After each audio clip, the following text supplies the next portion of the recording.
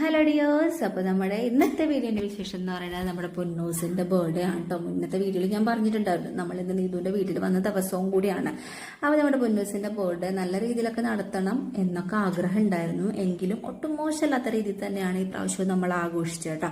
അപ്പോൾ എന്താ പറയുക, ഹോസ്പിറ്റൽ കേസും അങ്ങനെയുള്ള കുറച്ച് കാര്യങ്ങളൊക്കെ കാരണമാണ് നമ്മൾ അത്ര വലിയ വൈഡായിട്ട് ആഘോഷിക്കാൻ കേട്ടോ.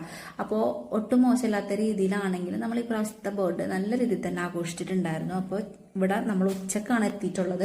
അപ്പോൾ തൊട്ടടുത്തുള്ള എസംപുരത്ത് തന്നെയുള്ള ഇളയത് എന്ന് പേരുള്ള ഒരു ഹോട്ടലുണ്ട്, വെജിറ്റേറിയൻ ഹോട്ടലാണ്. അവിടെ ചെന്നിട്ട് ചേട്ടൻ എന്താ പറയുക 2 തരം പായസം അടങ്ങുന്ന നല്ലൊരു സദ്യയാണ് വാങ്ങിക്കൊണ്ടുവന്നിരിക്കുന്നത്. അപ്പം നമ്മളെല്ലാവരും കൂടെ ഒരുമിച്ച് ഇരുന്നിട്ടാണ് ഭക്ഷണം കഴിക്കാനിരുന്നത്. അപ്പം അമ്മയാണ് വിളമ്പിക്കൊണ്ടിരിക്കുന്നത് കേട്ടോ.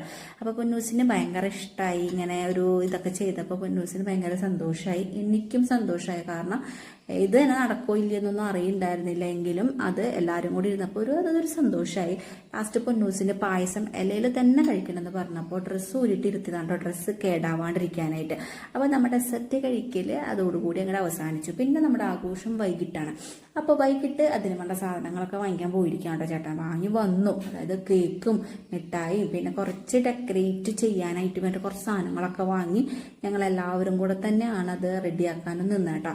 അപ്പോൾ ഞാൻ ചേട്ടൻ്റെ ഒട്ടിക്കൽ കണ്ടപ്പോൾ ഇത്ര ഭംഗി ഉണ്ടാവുമെന്ന് വിചാരിച്ചില്ല. കാരണം ഓരോ ഭാഗങ്ങളൊക്കെ പൊട്ടി തുടങ്ങിയിട്ടുണ്ടായിരുന്നു. എങ്കിലും നമ്മളത് ശ്രദ്ധയിൽപ്പെടുത്താണ്ട് നമ്മൾ നല്ല രീതിയിൽ തന്നെ എന്താ പറയുക ഡെക്കറേറ്റ് ചെയ്തിട്ടുണ്ടായിരുന്നു.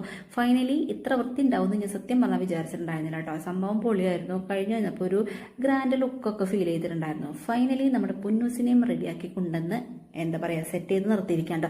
അപ്പോൾ പൊന്നൂസ് കേക്കും മിഠായിയൊക്കെ കണ്ടതിൻ്റെ ഒരു സന്തോഷ പ്രകടനത്തിലാണ്. ഫൈനലി ഞങ്ങൾ നാല് പേരും കൂടി നിന്നിട്ടാണ് കേക്ക് കട്ട് ചെയ്യാൻ നിന്നിട്ടുണ്ടായിരുന്നത് കേട്ടോ.